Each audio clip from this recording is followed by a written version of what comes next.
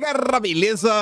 Como é que vocês estão, meus amigos? Como de costume, a sexta-feira nunca decepciona, sempre um dia de muita emoção e hoje ainda temos um dossiê, mas antes de entrar no tema do dossiê de hoje, quero abrir o vídeo comentando sobre ele, Jair Messias Bolsonaro, e hoje temos notícias positivas. A CNN contratou uma pesquisa junto ao Atlas Intel para confirmar o óbvio. E além disso, quero mostrar algumas coisinhas que saíram da imprensa, o chororô de sempre, para depois começarmos a entrar no tema principal. Gente, o vídeo de hoje eu até poderia colocar no título urgente, que eu estaria sendo justo. Eu estaria sendo justo comigo mesmo, sem alarme além do necessário. O Dilma tá viajando, segue lá com suas maluquices, e por causa de uma das falas dele ontem, eu resolvi fazer um Google. Quem procura acha. E aí eu quero trazer para vocês primeiro algumas notícias sobre o Brasil, o que está acontecendo, problemas, e aí mostrar o que o Lula falou. E aí eu fui atrás. Não, uma volta ao passado. E a gente vai ver algumas coisas que estão sendo aí incubadas há décadas e que eles estão tentando colocar em prática, mas assim, o tempo inteiro. E parece que finalmente a coisa vai sair do papel. E esse é o grande problema, e isso é porque eu tô falando que é urgente. Isso começa no quarto tema. Quero mostrar para vocês o projeto do governo Lula, o projeto mais totalitário que a turma do PT já inventou e já tentou colocar em prática. Esqueçam tudo que vocês já viram no passado. Agora, a sua vida vai ter um limite. E não é o limite que você já está acostumado, do que você não pode falar. Agora, inclusive, é o limite do que você pode ou não pode fazer. Você vai entender, mas vamos começar com calma. Ontem, Jair Messias Bolsonaro estava lá em Barretos, um show de pessoas, né, ao seu redor, um mar de gente, né, melhor assim falando. Ele postou um videozinho, um dos recortes, falarei mais um pouco sobre isso, só que antes quero mostrar aqui um pouco do chororô da imprensa. Eu acho que o Estadão representa muito bem a raiva dos jornalistas do consórcio que não conseguem desgastar a imagem de Bolsonaro, porque fala assim, ó: eventos do governo Tarcísio em Barretos viram atos de exaltação a Bolsonaro. Estão com raiva. Como assim o Tarcísio deixou o Bolsonaro aparecer, ganhar destaque?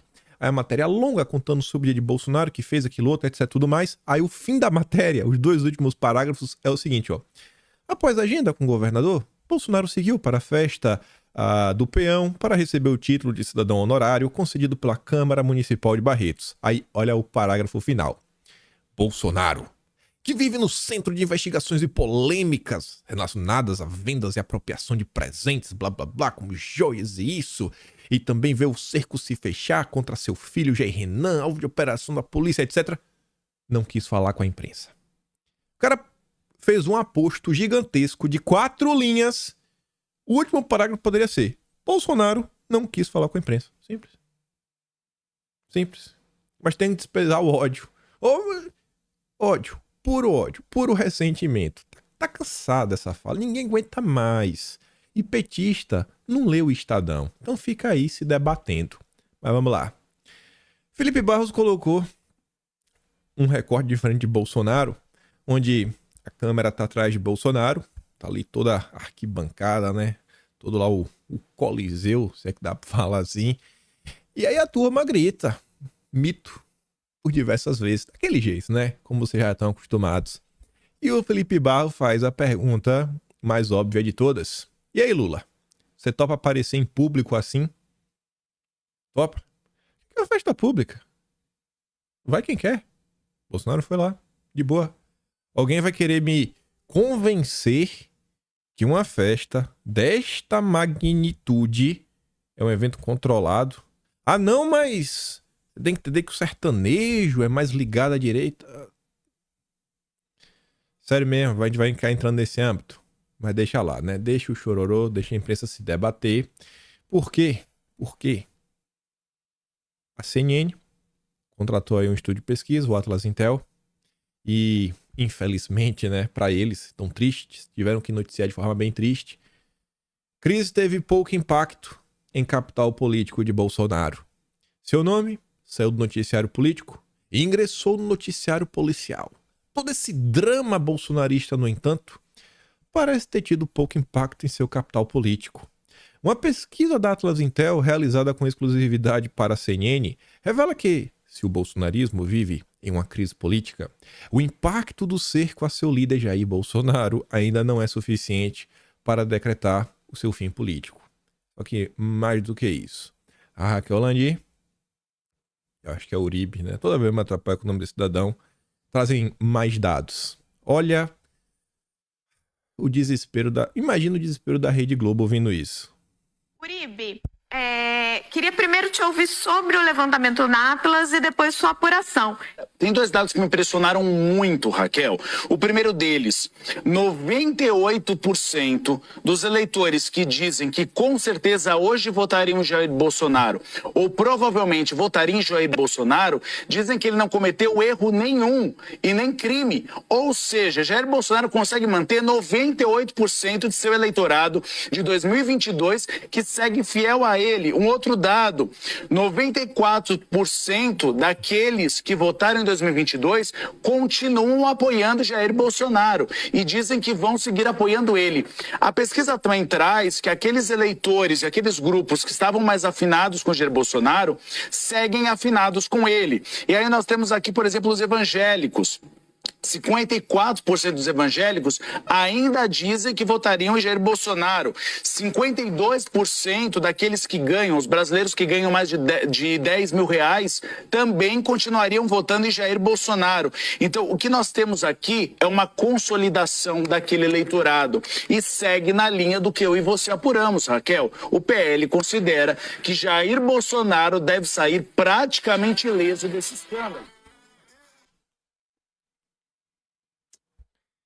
Ai, que triste, que triste, que triste. Mas vocês viram que Bolsonaro, ele sai com 94%, né? 98% de aprovação, consegue manter fiel. Eu tô bem dos 2%. Tô meio triste com o Bolsonaro. Andou aí, né, dando dicas de memes. Isso não é comportamento de presidente da República. Andou perseguindo a baleia. Tô meio triste com o Bolsonaro, viu? Tô pensando agora em votar nulo. Gente, é ridículo. Fazendo aqui uma piada, né? Pra descontrair. Tô meio nervoso aqui, que eu quero chegar logo na parte importante. Tem um dossiê que tem umas informações assim que fala, nossa, fico doido pra contar pra vocês. Mas a gente vai chegar lá. Chegaremos lá. Chegaremos. Até adiantar. Ontem eu comentei com vocês sobre uma nota que saiu na Folha de São Paulo, sobre aquele grupo, né? Direito Já, Fórum pela Democracia, só partido de esquerda unidos. É a última nota ali, ó. Canto inferior direito. Partidos debatem frente para isolar bolsonarismo nas eleições municipais. Não sei se Tsuki viu o vídeo ontem ou não, mas eu sei que ela viu essa notícia e ela foi além. Fez aqui uma mini pesquisa para mostrar o que vocês já sabem, mas é sempre bom quando a gente tem, né, informações do próprio consórcio para poder se basear na hora de fazer alguns apontamentos. E ela fala assim, ó, ainda é preciso uma frente ampla para parar o inelegível que perdeu apoio. Inelegível, perdeu apoio, fez mil confusões e ainda assim precisa de uma frente ampla para pará-lo? 11 siglas que participaram do evento do grupo Direitos Já, criado em 2019. PT, PSB, MDB, PDT, PCdoB, Rede, PV, Cidadania, PSD, PSDB e Podemos. PSOL não participou, mas apoia. A União Brasil, Avante, Solidariedade ainda poderão integrar a estratégia. Aí tá ali, ó, 2018.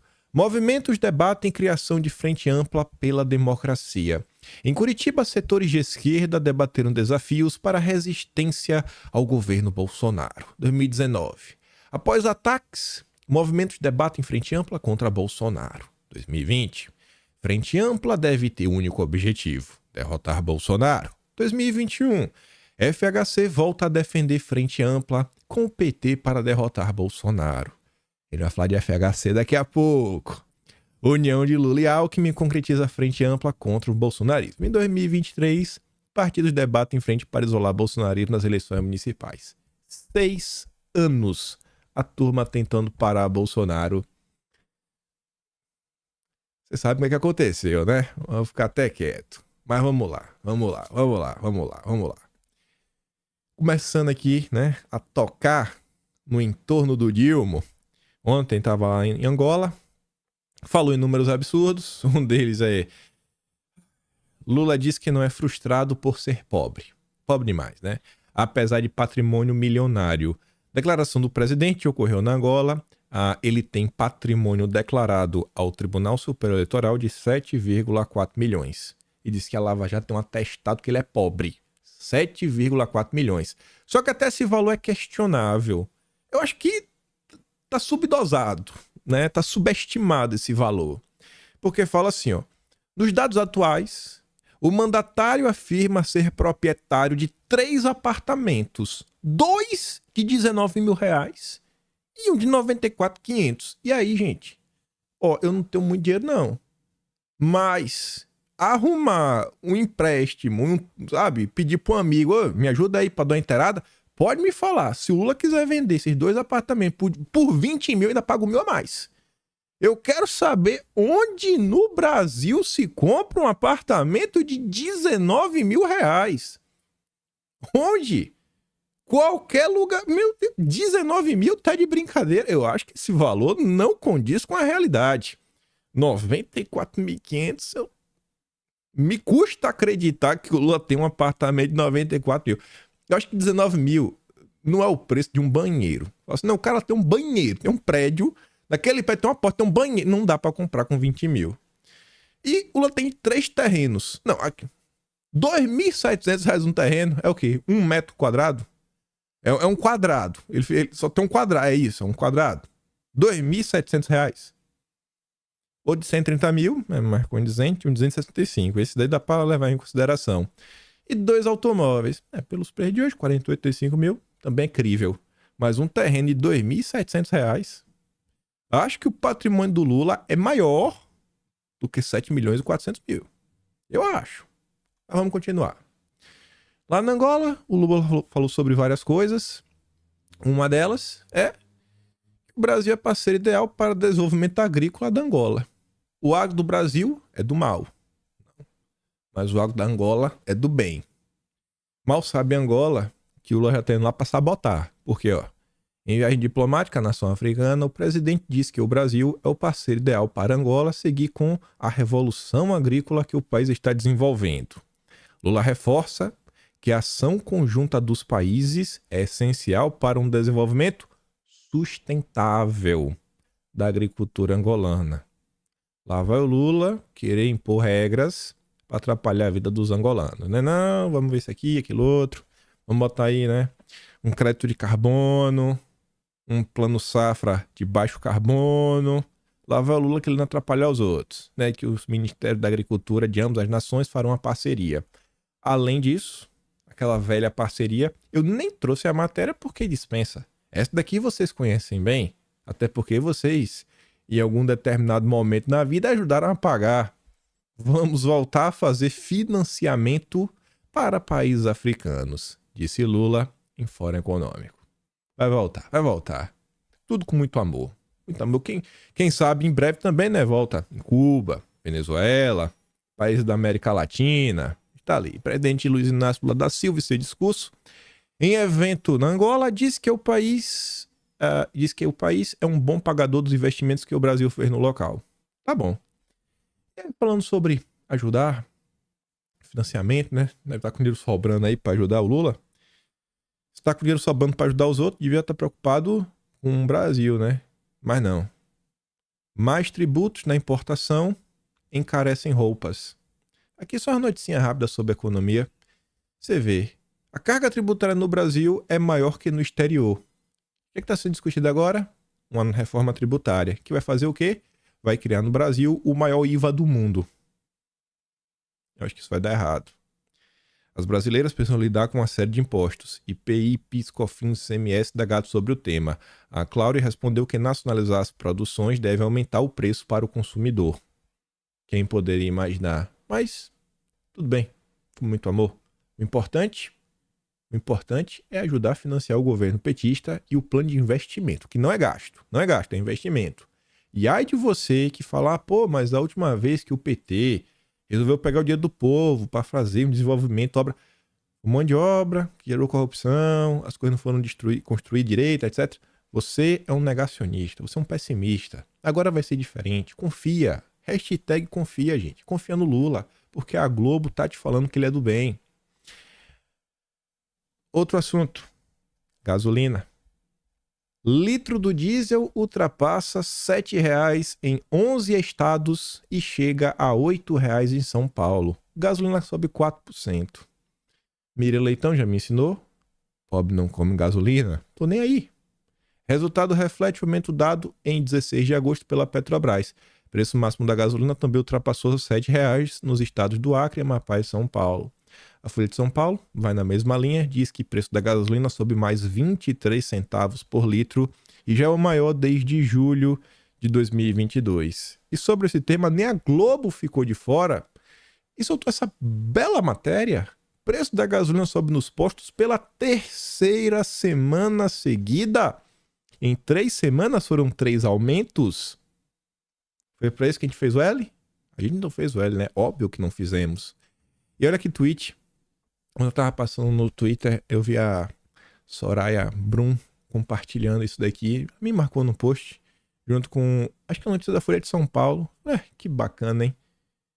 O Lula, em 31 de maio do ano passado, pararam de construir as refinarias que o Brasil precisa. Parte no lucro da Petrobras precisa ser investido na própria Petrobras. Se ganharmos as eleições, vamos trabalhar para a redução do preço dos combustíveis. E o que a gente está vendo? Terceiro aumento seguido. Fora o aumento que a gente teve em fevereiro, fora os aumentos que teve ao longo do ano. Esse é o Lula. Um mentiroso, né? Compulsivo. O cara só faz mentir. Ele mente e mente. Mente e mente. Mente e mente. Aí eu vi essa postagem.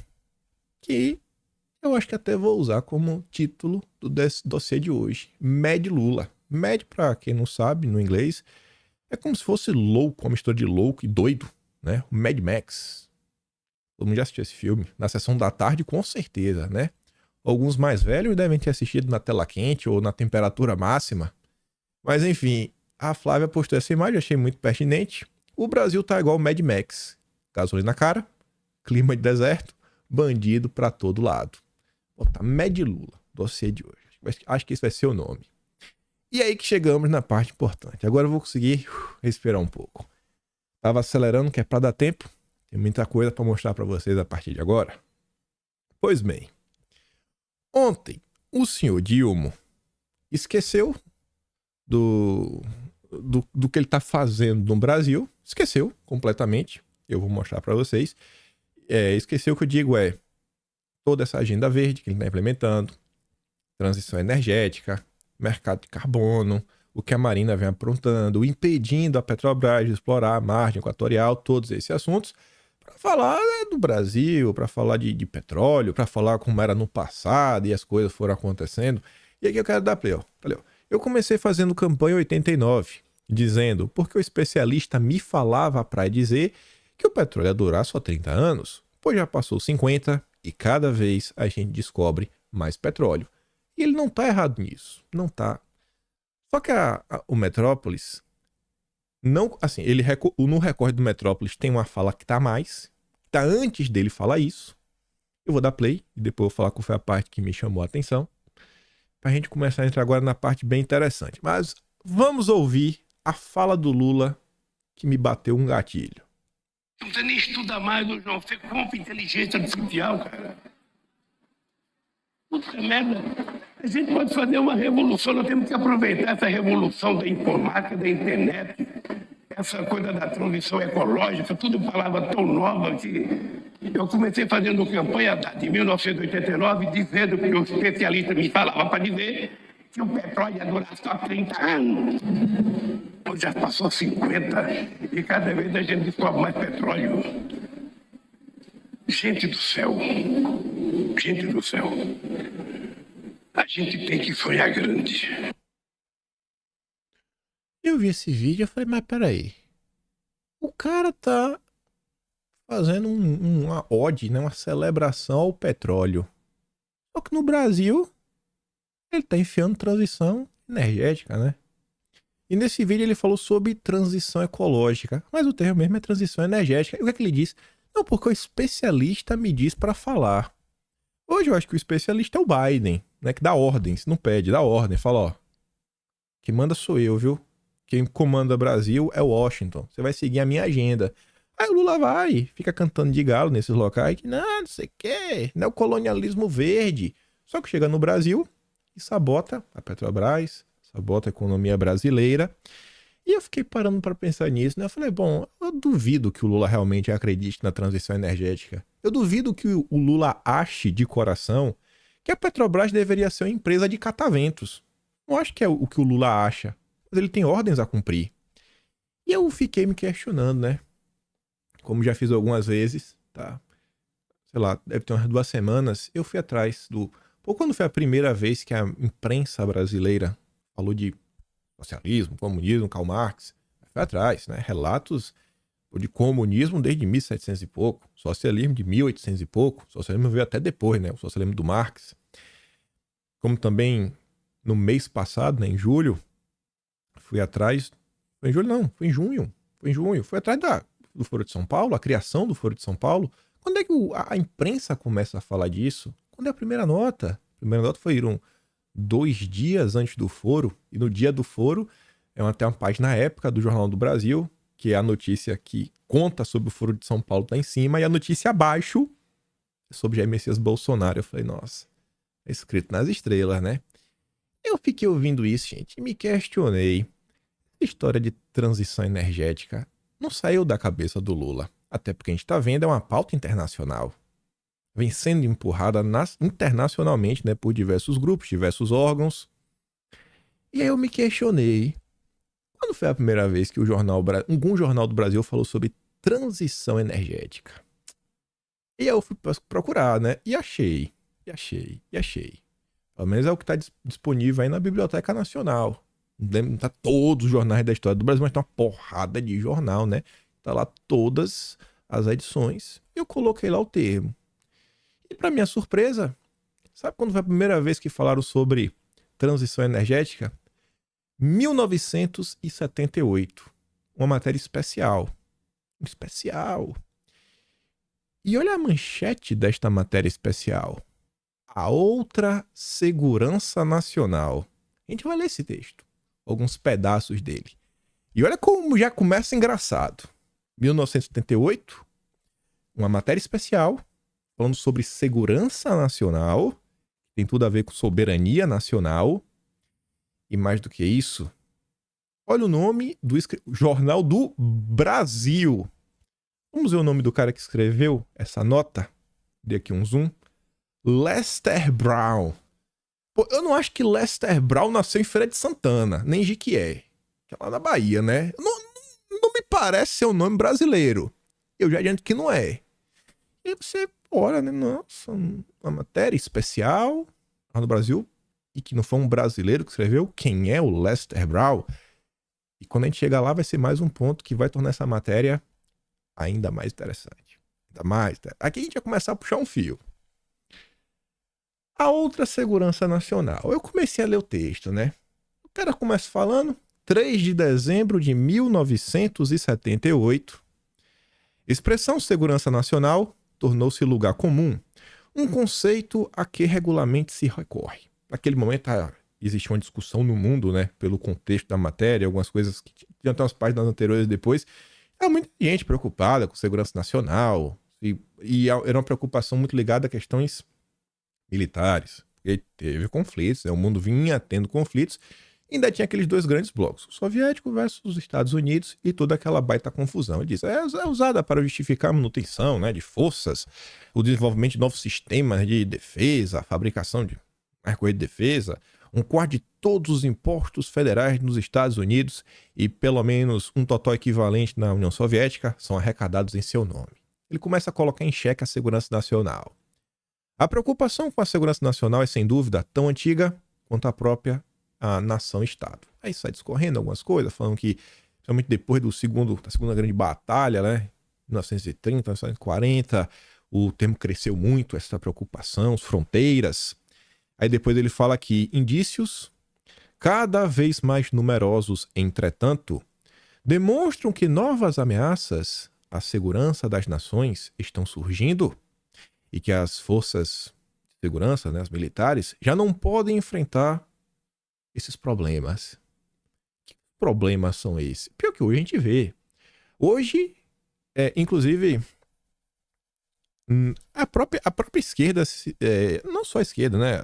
Vários intelectuais estudiosos, eles falam sobre, começa com guerra e termina com irregular, né? Uma batalha irregular, batalhas híbridas, onde não é a questão, né, da trocação, né? Para um lado e para o outro, você usa até material. Não necessariamente tem que ser isso. Você pode usar aparatos tecnológicos, aparatos de inteligência, você pode usar questões políticas. Você vê como a soberania brasileira vem sendo subjugada com a ação das ONGs, ações de forças internacionais. A Guiana Francesa consegue explorar o petróleo na margem equatorial, já descobriu 75% de todo o estoque brasileiro, né? Todas as reservas do Brasil. Deste tamanho do país. Tem 75% de tudo que o Brasil tem, já incluindo o pré-sal. Isso porque o Brasil não sabe o que tem na margem equatorial dele, que deve ter um monte. Eu acho que o Lula não está errado quando ele diz que nesses últimos 50 anos falou que ia acabar e não acabou. E todo dia se descobre mais. Aí ele continua no texto, né? Enquanto o abastecimento de petróleo é ameaçado de esgotamento, a produtividade dos principais sistemas biológicos da terra, peixes, flores, terras de pasto e colheita, é ameaçada por excessivas exigências humanas. Olha só isso daqui. Em 78, o cara estava preocupado com o fim do petróleo e com o mau uso da terra. O fim dos recursos naturais. Será que foram esses especialistas que falaram para o Lula da transição energética? Porque esse texto é sobre isso. Será? Aí ele vai se debruçando, falar mais coisas, para dar aquela toda ideia, o planeta, né, as mudanças, ele vai falar de questões climáticas, etc, tudo mais. Você já sabe qual é a lorota.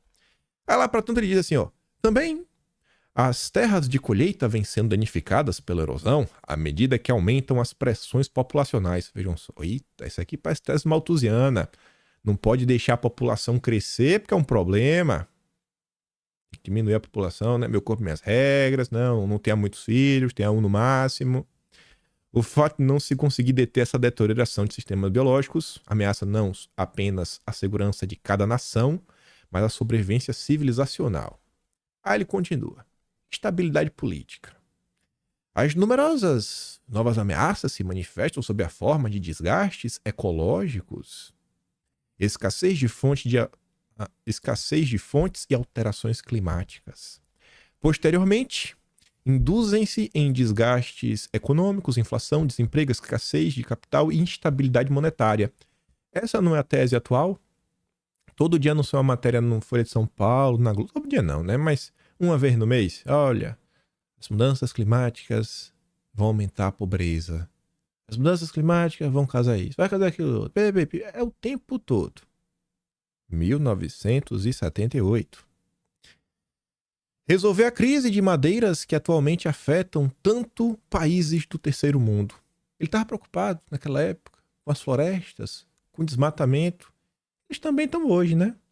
O engraçado é o seguinte, eu já falei isso em vídeo. Tenho certeza, porque na época que eu falei isso, eu ainda ganhei uma foto. Uma tia do Zap me mandou uma foto, eu falei, as tias do Zap no Brasil, os brasileiros, têm móveis de MDF, alguns estão meio úmidos, já tomou algum tipo de umidade, a porta já caiu, as dobradiças ficou meio fofas, já caiu também, fica assim meio aberto. Se você mover de lugar é capaz do móvel, né, quebrar, daquele jeito. MDF um compensado, velho, mas a madeira de lei, a madeira de qualidade do Brasil, quem que compra? Eu não acho que é apenas a elite neoliberal brasileira, a alta burguesia. Eu acho que grande parte dessas madeiras brasileiras, elas acabaram indo para outros continentes. Acho que a preocupação dessa turma não deveria ser apenas quem vende, mas também o comprador, né? Quem está comprando. Mas tudo bem. Aí lá para ele fala, é enorme a quantidade de talento científico necessário para fazer a transição energética. Esta é a primeira vez que esse termo aparece em algum jornal no Brasil, 1978, para falar o seguinte, fazer a transição energética e evitar a destruição de sistemas biológicos.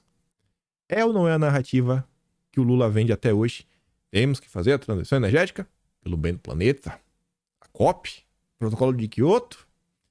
A mobilização total que as circunstâncias pedem requer, entre outras coisas, A transferência parcial da 4ª parte do talento científico mundial, que atualmente é empregada no setor militar, para o setor energético. Olha só, vamos enfraquecer os setores de defesa nacionais. Por quê? Porque é o setor de defesa que faz os relatórios de inteligência na maior parte dos países. No Brasil mesmo, a BIM, GSI, você vê ao longo dos anos, as forças brasileiras foram quem tentaram minimamente proteger a Amazônia. Foram quem fez aqueles relatórios contra as ONGs. A CPI das ONGs está aí para revelar sobre isso. Interessante essa tese. Mas beleza. No momento em que as reservas de petróleo vão se esgotando, o desenvolvimento de novos sistemas energéticos pode ser mais vital para a sobrevivência de uma nação do que novos sistemas, de defesa. No mundo interdependente, não só do ponto de vista ecológico, mas ainda econômica e politicamente, o conceito de segurança nacional já não é adequado. O que é essa segurança nacional? Os tempos pedem esforços pela consecução de uma segurança global. Isso daqui parece o Lula?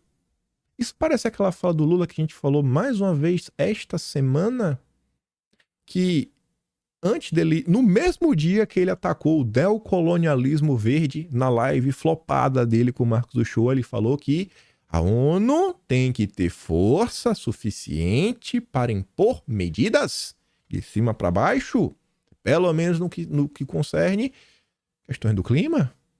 Foi ou não foi o que o Lula falou essa semana? Mais uma vez, a 7ª vez só em 2023. Precisamos, né? A segurança global. Por que ele está falando em qual contexto? Da proteção dos sistemas biológicos. 1978. Talvez esse seja um dos especialistas que fazem a cabeça do Lula. Mas vai ficar melhor. Aqui foi só a ponta da linha que a gente vai puxar. Eu falei que ia falar de FHC. Vamos falar até de alguns jornalistas que vocês conhecem, até os filhos. Individualmente, os países devem responder à crise global, pois os governos nacionais ainda são os principais responsáveis pelas decisões. Ainda. Chegará a vez que a ONU vai decidir, pelo menos no que depender do Lula. Mas muitas crises que ameaçam vir requerem uma resposta internacionalmente coordenada. Entre elas estão a escassez de energia, insegurança no abastecimento de alimentos, estabilidade monetária, mudanças do clima. E outras coisas, né? Como estas ameaças, a segurança nacional requer uma resposta global. O conceito de segurança nacional exige um conceito paralelo de segurança global. Se o sistema climático global for inadvertidamente alterado por atividades humanas, todos os países serão afetados. A tese está aí até hoje. Já pulando por fim, um poderoso argumento pode ser levantado no sentido de que as considerações de segurança só têm sentido quando as ameaças globais à segurança são levadas em conta. Nem a segurança individual, nem a nacional podem ser consideradas isoladamente. Com efeito, o conceito militar tradicional de segurança nacional torna-se cada vez menos adequado à medida em que ameaças não militares tornam-se mais ingentes. Lester Brown. Quem é Lester Brown? O cara que quer que os países abram mão de suas soberanias em nome de uma defesa internacional. A mesma agenda do Lula. Agora a gente vai saber quem é, né? Porque eu tinha que ler o texto. Não queria que você soubesse antes do tempo. Lester Brown, ligado ao Clube de Roma, é presidente do World Watch Institute. Já ouviram falar do Clube de Roma? Eu tenho certeza que vários de vocês agora desse momento falam, isso não era teoria da conspiração? Não é que falava. Pra quem não sabe, em linhas bem gerais, sabe o Fórum Econômico lá do Klaus? É a mesma porcaria, mas uma versão mais antiga. Mesma coisa. Um grupo, grandes empresários, industriários na época, se juntaram para salvar o planeta. Falei, mas rapaz, eu já vi tanto sobre isso daqui, em diversos locais, diversas situações, no passado, já ouvi até sei lá, já viu Olavo falando sobre isso, pessoas nas redes sociais falando sobre isso. E tem um nome no Brasil que, quando se fala de Clube de Roma, diversos brasileiros falam, que é o Fernando Henrique Cardoso, um membro oficial do Clube de Roma. Eu fui pesquisar, né, para tentar trazer algum material rápido. Não vou me aprofundar no Clube de Roma em si para vocês. Mas isso daqui puxou outro fio. Vamos puxando os fios. Existem planos para a implementação do governo mundial? Aqui é um artigo que está lá disponível no site da Brasil Paralelo, onde eles estão divulgando até um curso deles, produzido por eles. Foi o Clube de Roma que criou o relatório Limites do Crescimento. E este relatório serviu de matéria-prima para as agendas globalistas defendidas pela ONU e por seus auxiliares nos eventos Eco 92, Rio +10, Agenda 21 e Agenda 2030, além de dezenas de outras conferências e resoluções. Peraí. Clube de Roma, o que a gente falou, 78, transição energética, fez um relatório de limite do crescimento, e isso foi utilizado como matéria-prima para toda essa agenda verde? Faz sentido, né? Faz sentido. Aí eu falei, pô, eu já tinha escutado sobre esse relatório por alto, nunca parei para lê-lo. Mas é uma tese, a tese do pessoal é o seguinte, que no ano de 2050 ia acabar tudo. Acabou tudo. 2050 é o número que eles falam atualmente, né? Que a data tem que estar zerado. Zerar as emissões em 2050. É o que eles dizem para vocês? Talvez surgiu de lá essa data de 2050. Enfim, essa é a tese do relatório, né? Tem muita gente no planeta. Os recursos são finitos. Eles vão acabar em algum determinado momento. Só que eu falei, né? Eu falei, bom, esse relatório, eu sabia mais ou menos o período que ele foi lançado. Foi nos anos 70. Eu falei, eu quero ver o que os jornais brasileiros falaram nos idos da década de 70 sobre esse relatório, sobre a turma do Clube de Roma. Aí eu fui lá na Biblioteca Nacional, até mostrar para vocês como pesquisar. Coloquei, ó, entre aspas, limite do crescimento, fecha aspas, depois espaço, abre aspas de novo, Clube de Roma. Aí o Jornal do Brasil, ele vai selecionar todos os jornais em que na mesma página exista Clube de Roma e em algum outro pedaço da página, limite do crescimento. Assim você pode fazer pesquisas. O que tiver, tem que estar na mesma página as duas expressões. E aí você vê, ó, que no Jornal do Brasil, de 70 a 79, tem 17 ocorrências. Ciência e cultura tem 12. Ciência e cultura é interessante, tem uns pedaços que eles contam. Não, olha só, Clube de Roma, eles são baita cientistas. Porque esse relatório foi feito através de uma simulação de computador feita com o MIT. Uau! Sensacional! Ciência! E o engraçado é que eles ridicularizavam quem questionava essa ciência, que o mundo ia acabar. Não ia ter mais petróleo. O Lula falou, o Lula tá certo. É o que falavam, o petróleo ia acabar, né? E não acabou, né? Não, e era ciência. Ai de você que questionasse isso na década de 70. Era a moda da época. Mas vamos lá. Jornal A Tribuna, 3 de julho de 79. Olha que matéria bacana.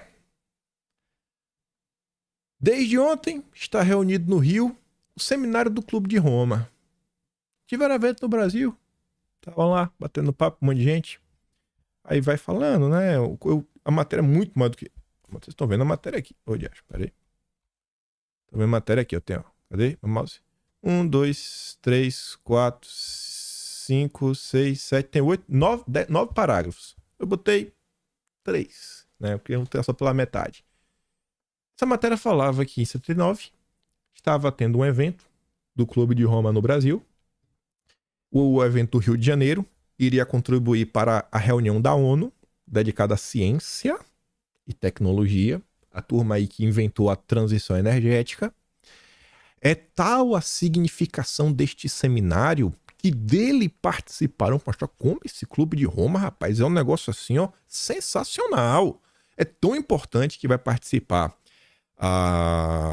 o ministro do Planejamento, Mário Henrique Simonsen, os economistas Celso Furtado, Julian Chassel e os sociólogos Fernando Henrique Cardoso e Celso Laffer. A impressão minha, o Celso Laffer ocupou cargos na administração federal durante o tucanato?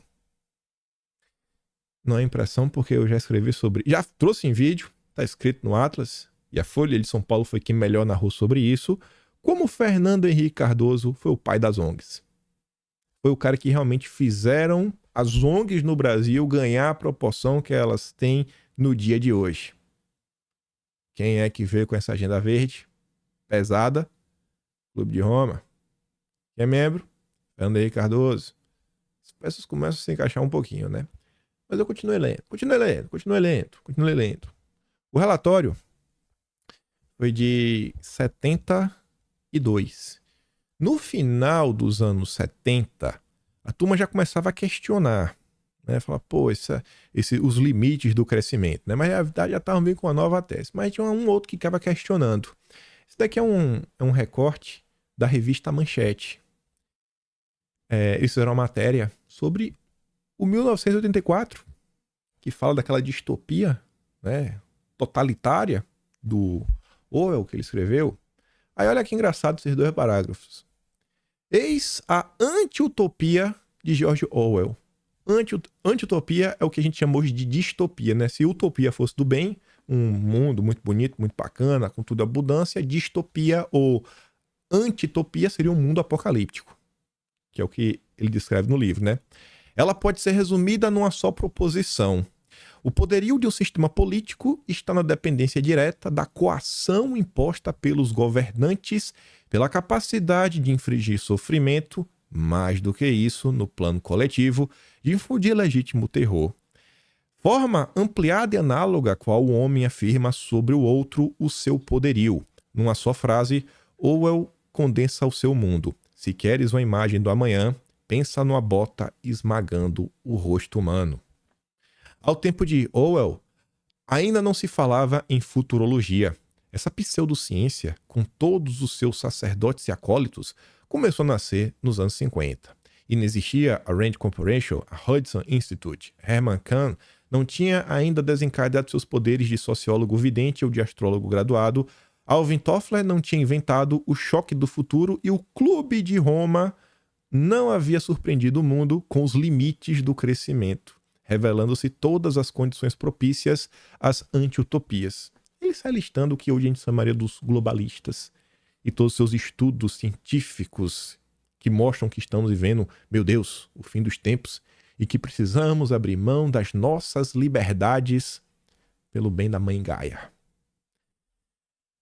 Ainda na revista Manchete, antes dessa do Orwell, essa achei engraçada. Não é muito... Ela fala também sobre o Clube de Roma, mas o que eu achei engraçado foi outra coisa. O título da matéria é longa. As derrotas brasileiras na grande batalha ecológica. Sabe quem escreveu essa nota? Olha ali embaixo. Reportagem de Ricardo Noblar. Noblar, pai de Guguinha. O pai de Guguinha, Guga Noblar, o pai dele. Aí, ó. Dona Benta, tá lá, já na militância. Ó, Dona Benta, olha a foto que botou. Que máscara. Já viram isso aí hoje, nos tempos modernos? Conhece aquela cena? Criancinha ali, ó. Não pode nem respirar direito. A poluição do meio ambiente pode tornar inabitáveis, em pouco tempo, grandes cidades como São Paulo. Aconteceu não, viu, Guguinha? Não, Guguinha não, o pai de Guguinha, o pai do Guga, Dona Benta. Não rolou, Dona Benta. Não rolou. Isso aqui é de 1976. Não pode nem trazer a capa dessa edição. Era do Carnaval. Imagina, Brasil, Carnaval 76. Tempos que não tinham politicamente correto. Era uma capa daquelas, viu? Polêmica. Isso daí. Você vê, rapaz, a turma tá na tentativa de avançar com algumas coisas. Não é de hoje. E eu não tô fazendo essa retrospectiva histórica de forma aleatória, né? Não é à toa. Aí, ao longo da matéria do Ricardo Noblar, ele tá ali, ó.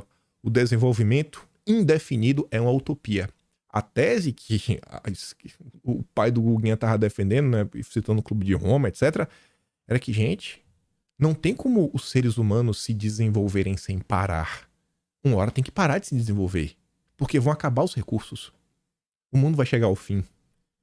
Mais uma tese estapafúrdia, um profeta do apocalipse. Uma piada. Não faz jornalismo hoje e não fazia... Ih, rapaz, você nem contar. Deixa eu ver, ó. 116 para 2000 dá 24, 24 com 20... 47 anos atrás, meu Deus, já ser estagiário, viu? Dona Benta... 47 anos já fazia um mau jornalismo. Essa é a Dona Benta. Eu quis trazer todo esse retrospecto porque vocês estão vendo que não é de hoje que a turma está tentando colocar um freio. Tem que colocar um freio. Tem que colocar um freio. E a tese do limite do crescimento, da turma do Clube de Roma, eles também falavam que o mundo não poderia continuar desenvolvendo as suas indústrias na mesma velocidade.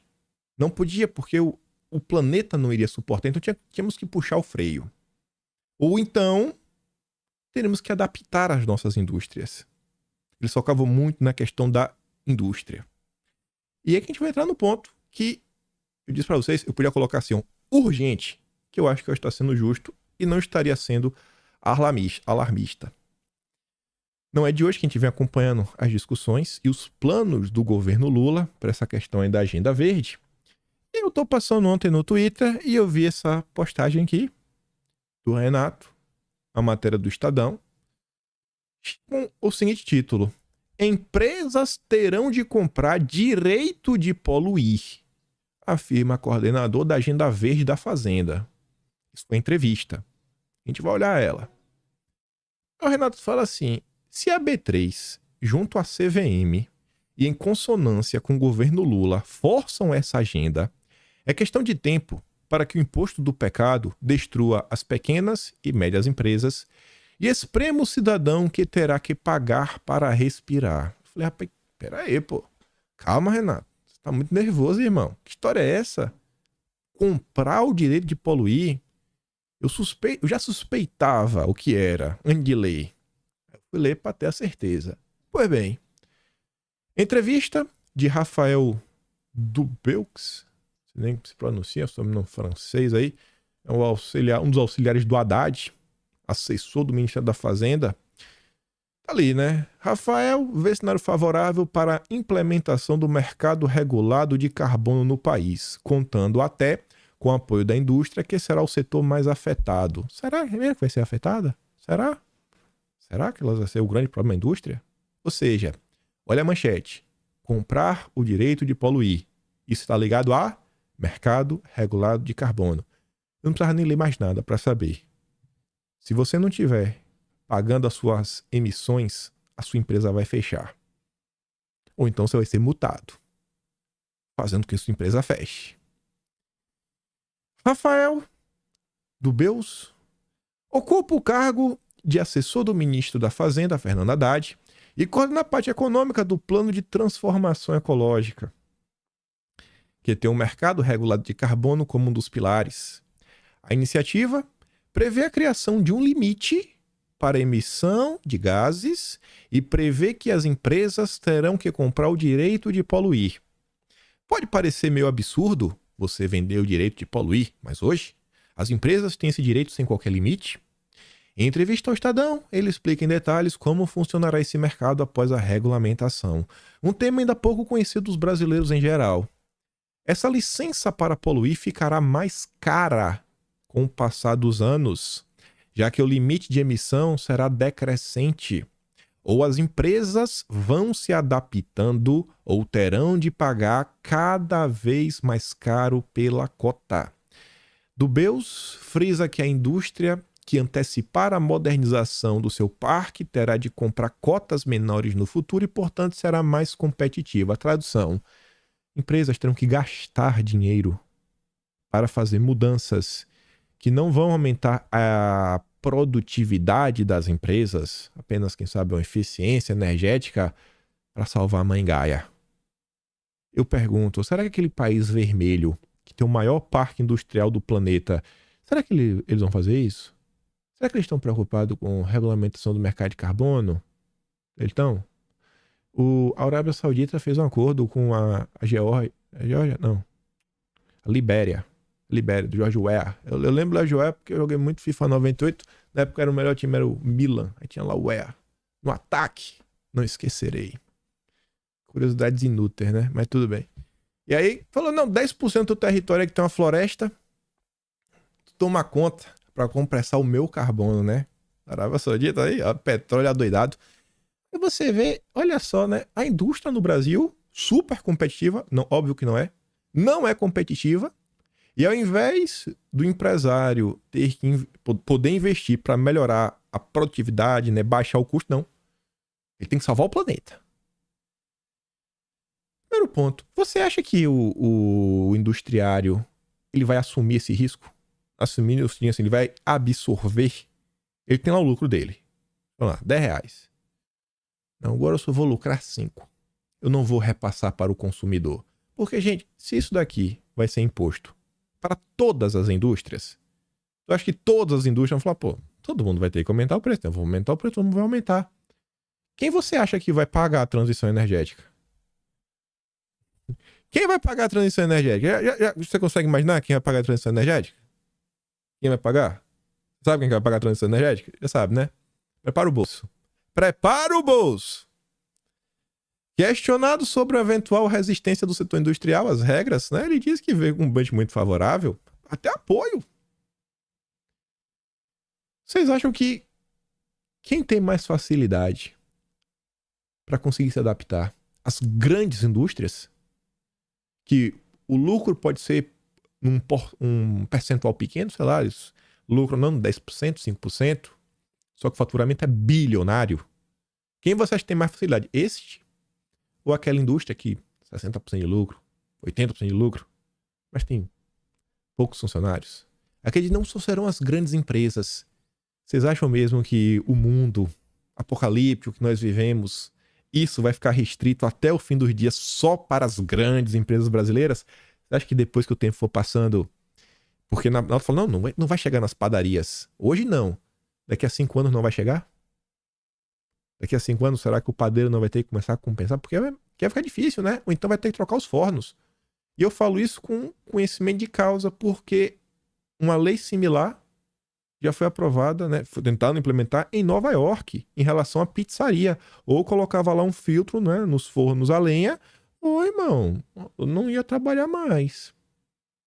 Tem que reduzir a emissão de carbono. Vocês realmente acham que o governo do PT vai querer ficar restrito às grandes indústrias? As companhias estão vendo que é bom ter um selo de sustentabilidade. Ah, só quem tem um selo vai poder comprar e vender. Eu já vi isso, mas eu não quero invocar a Bíblia. É a chance da indústria vender o aço verde. É o selinho, né? É o mesmo aço, mas é verde. Por quê? Porque ele comprou o direito de poluir. Olha só, rapaz. Amazônia verde, o alumínio verde. E aí os governos, né, de outras localidades criam leis, regras, para começar a restringir o acesso do mercado deles a produtos que não forem verdes. Ou seja, você segue a regra, você pode comprar e vender. Quem não segue a regra não consegue colocar o seu produto no mercado. Não consegue ingressar na própria Bolsa de Valores, já é assim nos dias de hoje. Na entrevista, Dubeux também comenta como a proposta da reforma tributária trata a questão ambiental via a criação do imposto seletivo. Nós estamos criando um mercado regulado e, ao mesmo tempo, colocando um imposto sobre o carbono, que vai poder incidir sobre atividades que prejudicam o meio ambiente e saúde. O desenho exato ainda não está definido, mas o tributo deve incidir sobre a queima de combustível fóssil por carros e caminhões. E aí agora? Se no Brasil depende estritamente da malha rodoviária para distribuição de comida, todo mundo vai pagar mais caro na comida porque o diesel vai ficar mais caro? E aí pode colocar tributação na produção dos veículos ou no refino, por exemplo. Ou seja, se for abastecer com gasolina, paga um adicional em relação ao etanol. E o diesel também. Qual o cerne do plano de transformação energética? Ecológica, né? O ponto central do pacote do Lula. É um plano de desenvolvimento econômico. Com a componente ambiental forte e uma agenda abrangente que envolve praticamente todos os setores da economia brasileira. Todos os setores, tá entendendo? Todos. Você não vai ficar de fora. Isso vai chegar em você. Pode não ser hoje. Isso vai chegar em você. São cerca de 100 ações. E o objetivo é conseguir ganhos de produtividade e, ao mesmo tempo, reduzir nossa pegada ambiental, as emissões de carbono. Onde o mercado entra nessa agenda? Esse mercado é uma das agendas principais do plano, mas não é a única. É inspirado em práticas internacionais, como na União Europeia. E não se trata apenas de um mercado de crédito de carbono, mas, na verdade, o mercado é fundamentalmente a colocação de um limite de emissões. Esse sim é o ponto central. Um limite. E quando não tiver mais cota para comprar? Faz o quê? Desliga a empresa? Dá férias coletivas? Faz o quê? Fecha? Não pode trabalhar? Paga? Faz o quê? De coração é fazer o quê? Por exemplo, como isso funcionaria? Digamos, usando números hipotéticos que o Brasil emita 100 toneladas, a gente estabeleceria um teto no primeiro ano de 100, no ano seguinte 95, 90, 85, até chegar em 0. Mas você tem que mudar toda a sua indústria. Toda. E dentro desse teto, para a empresa poder emitir carbono, ela terá de comprar uma licença. Então a empresa compraria o direito de poluir. Isso. Pode parecer meio absurdo, né? Mas hoje as empresas têm esse direito sem qualquer limite. Uma das possibilidades é a seguinte. Imagina que o país tenha 100 toneladas de cota por ano. A economia toda. O governo faz então um leilão de cada tonelada. Quem dá mais, leva a cota. Por exemplo, a empresa estima que vai precisar de 15 toneladas. Aí entra no leilão para comprar essa quantidade. Se por acaso ela só usar 10, ela pode vender esse excedente para outra empresa. Aí, algumas perguntas. E se tiver uma empresa... Vamos ler a próxima. A previsão de um mercado secundário, como existe no setor de energia, uma espécie de bolsa de valores, comprar e vender energia, né? Comprar e vender crédito de carbono? Sim, haverá algo similar. A ideia é que o governo faça o primeiro leilão, a primária das cotas, e depois haverá uma negociação no mercado secundário, tá? Então, vê um ponto. Não no mundo ideal, no mundo petista. No mundo do PT, qual a chance de uma empresa, em vez de comprar 10, que é o que ela precisa, ela compra 80, só usa 5 e negocia 75 a um valor 5 vezes maior porque ela comprou primeiro? Ela comprou, a culpa não é dela. Não, mas o PT vai colocar umas regrinhas para impedir isso de acontecer. Será? Será? Tem certeza? Estranho, viu? E esse dinheiro vai para onde? Vai ser usado como? Não, é fundo do clima. Gente, você não tá vendo que essa matemática não fecha? Tem algo muito errado acontecendo. Qual o país que tá fazendo isso, gente? Qual o país tá fazendo isso? Não, porque a Europa... É? Será que as indústrias americanas estão pagando isso para produzir? Será que as indústrias do Oriente estão pagando isso? Na Ásia estão pagando isso? É só a indústria brasileira? Com toda a carga tributária que já tem neste país, com salários ridículos que o brasileiro recebe, ainda vai ter mais esse custo, que eu acho que ele vai ser pago pelo consumidor, que é como acontece no Brasil, tudo. Olha o que está vindo aí. E o que eu estou falando para vocês nos últimos dias. Onde estão os parlamentares do Brasil para levar esse assunto para a população, para sequer debater esses assuntos? Eu aposto que se perguntar para os 513 deputados, rapaz, se 20 souberem que isso daqui tá na mesa para ser implementado agora, eu acho muito. Eu acho muito. E a cota tem de ficar cara com o tempo, né? E aí não faz sentido na minha cabeça, porque, bom, conforme o tempo vai passando, as empresas estão se adaptando. E quem tem fazenda, quem tem floresta, tudo continua tendo fazenda de floresta, né? Então, você continua tendo um monte de cota para vender, mas então... E aí quem tem preserva floresta vai ganhar esse dinheiro de onde? Já que ninguém mais está comprando... Mas tá confusão, mas enfim. Exato, porque o limite vai diminuindo. Então, ou as empresas vão se adaptando ou terão que pagar cada vez mais caro pela cota. A indústria que se antecipar já começa a modernizar o seu parque e vai precisar comprar cotas menores. Então vai ser mais competitiva. Tá bom. Engraçado que esse ano você viu, né? Que a BRF investiu em 2 anos 400 milhões para ficar 100% ESG. E outra coisa, Outra coisa. Como é que o governo Lula vai saber quanto cada empresa está emitindo? Vai saber como? Vai fazer uma matemática? Vai ter um fiscal para lá para fazer o quê? Matemática no forno? E se a empresa falar que não, a gente faz isso, faz aquilo outro. Como é que vai ser a prova? Como é que vai ser essa medição? Qual a chance dessa medição ser manipulada?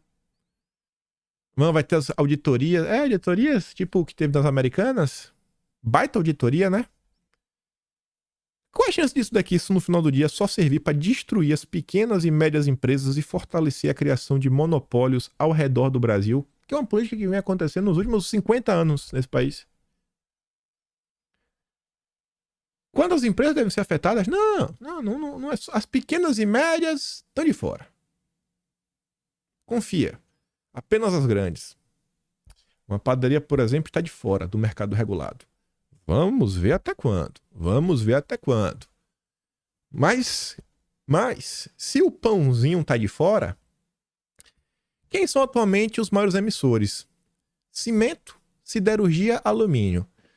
A impressão minha são coisas que você usa em construção civil. Então, podemos falar que a casa vai ficar mais cara? Porque moradia tá barato no Brasil, né? Então vai aumentar. Pelo bem do planeta. Tá de boa. Área química, petróleo e gás. Tudo. Do shampoo do teu cabelo, passando pro sabão, a produtos que coloca em comida, preservando em comida. Tudo. Tinta, tudo. O que é que não envolve algum componente químico, né? Petróleo não é só gasolina, gente. Os derivados de petróleo é uma indústria gigantesca. Quem que vai pagar por isso, hein? Não, mas a padaria tá de fora. Beleza. E olha o último. E talvez alguns grandes frigoríficos. Ó, a carninha vai ter que pagar um carboninho, hein? É? Aí eles vão arrumar alguma justificativa pra taxar a carne vermelha. Vocês acham que não? Você acha que ele falou isso aqui de forma aleatória? Ele se atrapalhou. Não, o Lula não faria isso.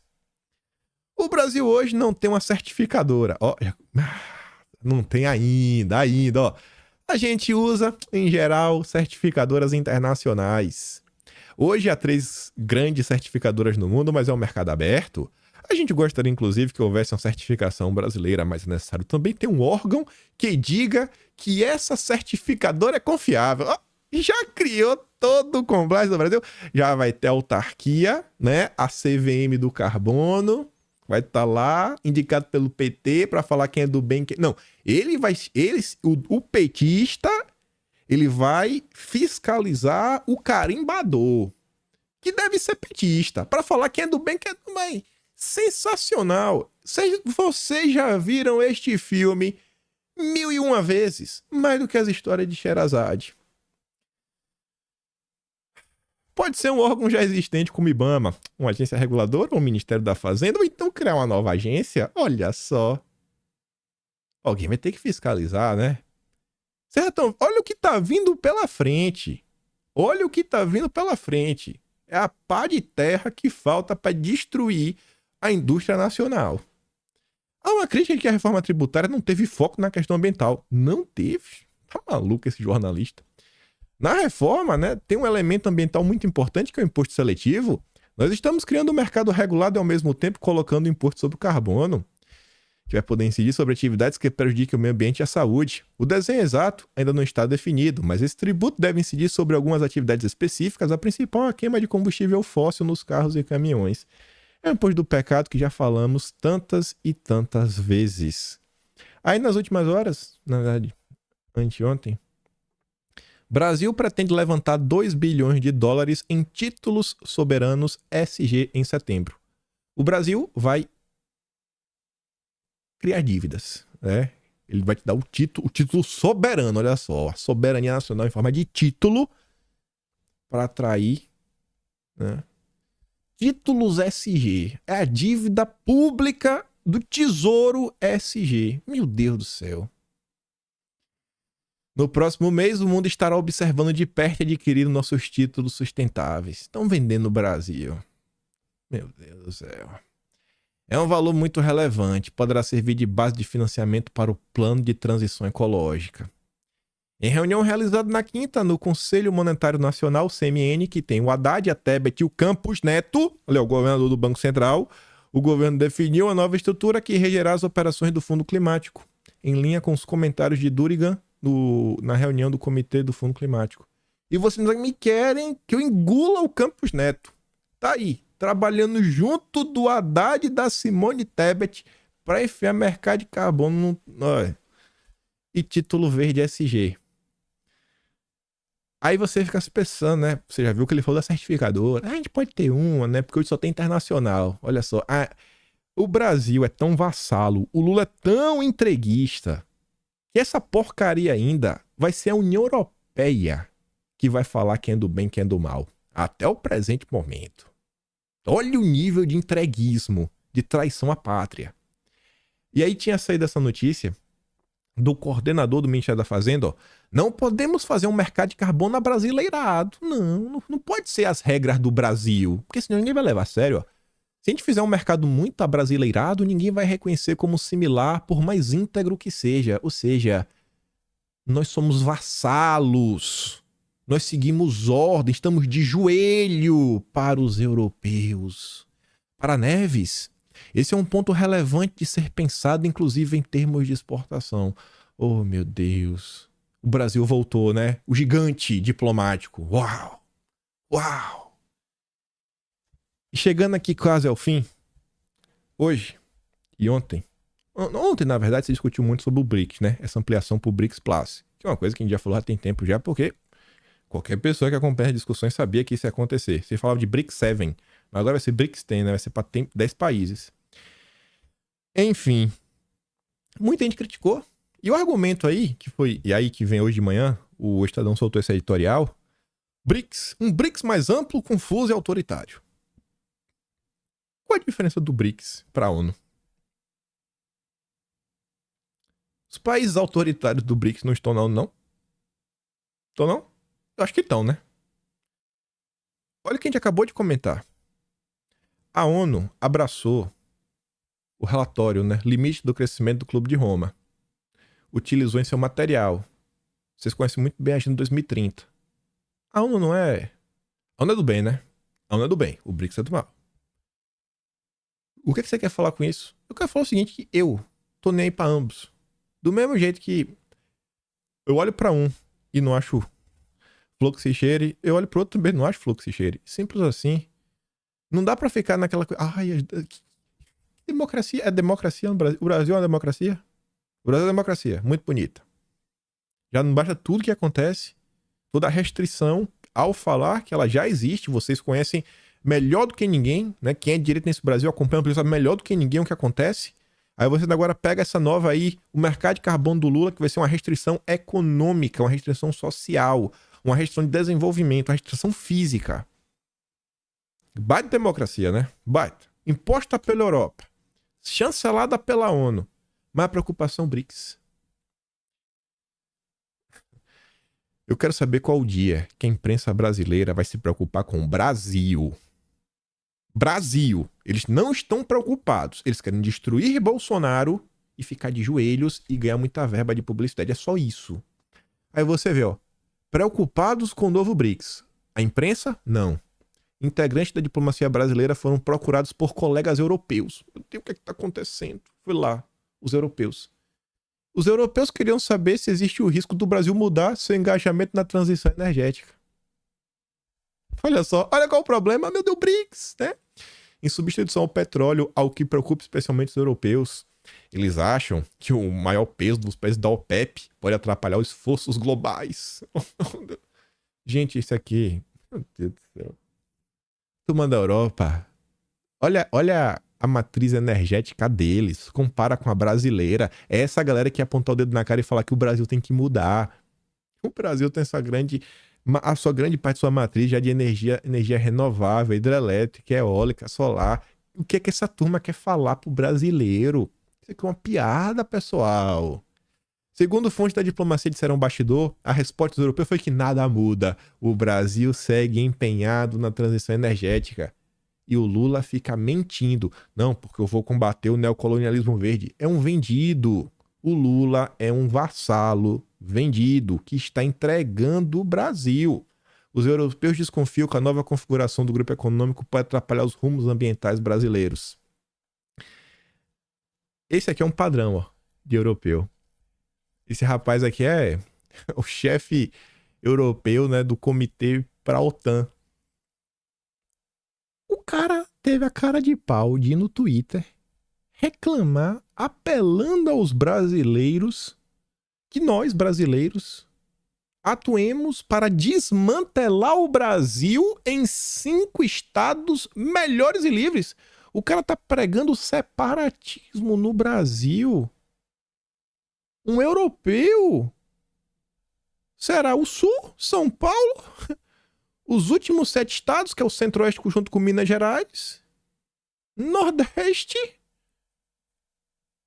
E a República do Povo do Amazonas? Você tá entendendo, gente? Então, assim, no final do dia, é o Brasil. No final do dia, quem tá certo é Jair Messias Bolsonaro. Brasil acima de tudo, Deus acima de todos. No dia que eles colocarem o Brasil em primeiro lugar, eu começo a ter algum tipo de consideração com essa galera. Mas não tô nem aí. Tô nem aí. No final do dia, é só venda de virtude. Para um lado e para o outro. Para isso aqui, ó. Helder Barbalho ganha força como nome para 2026, impulsionado pela agenda ambiental. O estado do Pará não tem infraestrutura básica, não tem emprego direito, não tem um salário bom, não tem um alto IDH. E o cara vai ser preendido para quê? Para destruir o Brasil, entregar no mesmo estado que tá. Isso é uma vergonha. Isto é uma vergonha. É uma vergonha do início até o fim, tudo que tá acontecendo. É o SUS falando do mal lavado. É a ONU reclamando do BRICS. É o europeu reclamando. Meu, que vergonha. E o Brasil, no final do dia, é o prejudicado. Imaginem os impactos disso.